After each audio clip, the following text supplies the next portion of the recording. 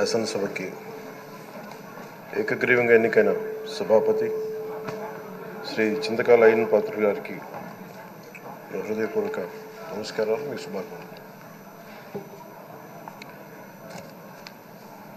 ఇది నేను మొదటిసారి అసెంబ్లీలోకి అడుగు పెట్టడం. ఇలాంటి సుదీర్ఘ రాజకీయ అనుభవం ఉన్న దాదాపు 7 సార్లు ఎమ్మెల్యేగాను, ఒకసారి పార్లమెంట్లో అడుగుపెట్టిన మీకు, Panchayati Raj, technical education, forest, R&B అనేక మంత్రిత్వ శాఖల్ని సమర్థవంతంగా నిర్వహించిన మీకు, ఈ సభాధ్యక్షుడు, ఈ స్పీకర్ స్థానంలో కూర్చోవడం నాకు చాలా ఆనందంగా ఉంది. ఇన్ని దశాబ్దాలు ప్రజలు రాజకీయ జీవనంలో ఇన్ని దశాబ్దాలు ప్రజలు మీ వాడి వేడి చూశారు. మీకు కోపం వస్తే ఋషికొండను చెక్కినట్టు ప్రత్యర్థులకి పదునైన ఉత్తరాంధ్ర యాసలో గుండు కొట్టేస్తారు. నాకు ఒకటే బాధేస్తా ఉంది సార్, ఇకపైన మీకు తిట్టే అవకాశం లేకపోవడం. కానీ ఇక మీద సభలో ఎవరు తిడుతున్నా దాన్ని ఆఫ్ చేసే బాధ్యత మీ చేతిలోనే ఉంది. మీరే మైక్ ఆఫ్ చేయాలి. అంటే మా చిన్నప్పుడు నేను చూసేవాడు, ఒకసారి అల్లరి చేసే అబ్బాయిని క్లాస్ లీడర్ చేసేవాడు చిన్నప్పుడు మా స్కూల్లో. కానీ ఇన్నాళ్ళు ప్రజలు మీ వాడి వేడి పలుకులు, మీ ఘాటైన వాగ్దాటి చూశారు. ఈ రోజు నుంచి రాష్ట్ర ప్రజలు మీ హుందాతనం చూస్తారు. డిబేట్స్ వెనకాల దాక్కుని సంస్కారహీనమైన భాషల్ని, భావాల్ని రకరకాల మాధ్యాల్లో విరజిమ్ముతూ ఉంటారు. దాని నియంత్రణ మీ ఆధ్వర్యంలో ఇక్కడి నుంచే మొదలవ్వాలి. ఇందాక సభానాయకులు, గౌరవ ముఖ్యమంత్రి శ్రీ చంద్రబాబు నాయుడు గారు చెప్తారు, ఆడబిడ్డలు ఏ విధంగా నలిగిపోయారు ఈ రాష్ట్రంలో గత 5 సంవత్సరాల్లో. చిన్న లేదు, పెద్ద లేదు, ఎవరని లేదు. ఎవరన్నా సరే ఒక మాట మాట్లాడితే వాళ్ళు వ్యక్తిగతంగా దూషణ, సోషల్ మీడియాలో వాళ్ళని క్యారెక్టర్ అసాసినేట్ చేయటం, వాళ్ళు పెద్ద నాయకులు కావచ్చు, కార్యకర్తలు కావచ్చు, లేదా వాళ్ళకి ఎదురు తిరిగి ఒక ఒపీనియన్ చెప్పి ఎవరైనా సగటు మనిషి కూడా కావచ్చు, అది ఇక్కడతో ఈ రోజు నుంచి ఆగిపోవాలి అధ్యక్ష. అది మీ ఆధ్వర్యంలోనే మొదలవ్వాలి. గత ప్రభుత్వం తాలూకు సభ జరిగిన విధానం చూస్తే ఈ వ్యక్తిగత దూషణ ఇవన్నీ చాలా ఇబ్బంది పెట్టే ప్రజలు. ఈ రోజున వాళ్ళకి 11 సీట్లకు పరిమితం అయ్యారు, ఈరోజు లేరు, ధైర్యం లేదు వాళ్ళకి.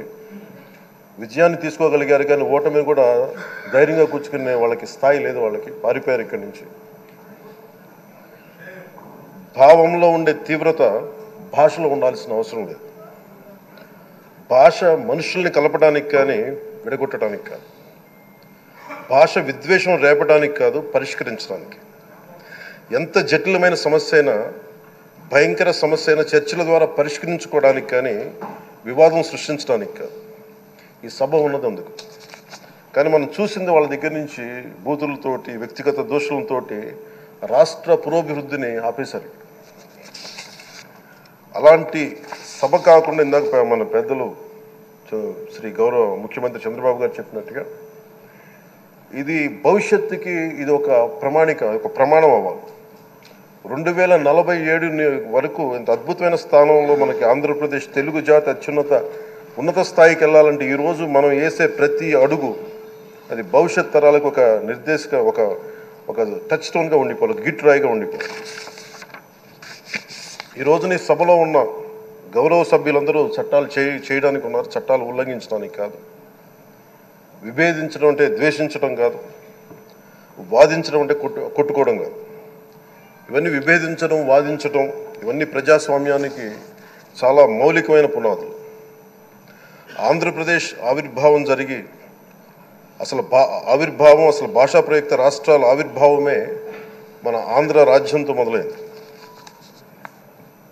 అమరజీవి పొట్టి శ్రీరాములు గారి బలిదానం మీద మన రాష్ట్రం పుట్టింది. 56 రోజులు తిండి తిప్పలు తినకుండా నరకం అనుభవిస్తూ ఆయన బలైపోయారు. ఆయన మరణానికి చేరువవుతూ ఆమరణ నిరాహార దీక్ష చేసిన ప్రతిరోజు మనకి దాదాపు ఈ సుదీర్ఘమైన 6 దశాబ్దాల కాలం 1.5 సంవత్సర కాలం అంటే ఆయన ప్రతిరోజు చావుకు చేరువవుతూ భోజనం లేకుండా ఆయన గడిపిన ప్రతిరోజు మనకి 1.5 సంవత్సర కాలం. అలాంటి నేపథ్యంలో అలాంటి మహోన్నతుడు శ్రీ పొట్టి శ్రీరాములు గారి త్యాగాన్ని కనుక మనం ఈ సభలో ప్రజా సంక్షేమం కోసం మాత్రమే చర్చలు జరగాలి, వాదోపవాదాలు హద్దులు దాటకుండా ఉండాలి, వ్యక్తిగత దూషణకి తావివ్వకుండా ఉండాలి. అలా కాకుండా గత ప్రభుత్వంలాగే ఈ సభని తిట్లకి బూతులకి కొట్లాటికి వాడితే ప్రతి నిమిషం పొట్టి శ్రీరాములు గారి బలిదానాన్ని అవమానం చేసినట్టే. ఒక గొప్పవాడు, ఒక మహానుభావుడు బతికినప్పుడు మాత్రమే కాదు, చనిపోయిన తర్వాత కూడా కొన్ని తరాలు ఉపయోగపడతారని నిరూపిస్తారు. అలాంటి కోవకు చెందిన మహానుభావులు ఆంధ్ర రాష్ట్ర సృష్టికర్త, భాషా ప్రయుక్త రాష్ట్రాలకు శ్రీకారం చుట్టిన ద్రష్ట, అమరజీవి శ్రీ పొట్టి శ్రీరాములు గారి స్మృతిలో ఒక విలువలతో కూడిన ఒక సత్సాంప్రదాయాన్ని తెరలేపుతూ మీ ఆధ్వర్యంలో ఈ సభ జరగాలని, ఈ 5 ఏళ్ల ప్రజా ప్రస్థానంలో ఈ విలువైన 5 ఏళ్ళు రాబోయే తరానికి గొప్ప భవిష్యత్తునిచ్చేలా, అన్నం పెట్టే రైతుకి, కౌలు చేసుకునే రైతుకి, రైతు కూలీకి అండగా ఉండేలా, మహిళలకి భద్రతతో పాటు ఉన్నత స్థాయికి ఎదిగేలా, ప్రభుత్వ ఉద్యోగులకి భద్రత కల్పించేలా, పశువు పక్షి ప్రకృతి సర్వజనులందరికీ కూడా మతాలకి ప్రాంతాలకి అతీతంగా సుభిక్షంగా అభివృద్ధి పదంలో ఆంధ్రప్రదేశ్, ఆంధ్ర రాజ్యం అద్భుతమైన ప్రగతి సాధించేలా ఈ చర్చలు సాగాలని కోరుకుంటూ, సభాపతి అయ్యన్న పాత్రుడి గారికి మీ ఆధ్వర్యంలో ఈ సభ ఒక సరికొత్త సాంప్రదాయానికి, సత్సాంప్రదాయానికి ఇది తెరతీయాలని కోరుకుంటూ మీకు మరోమారు శుభాభినందనలు తెలియజేసుకుంటాను.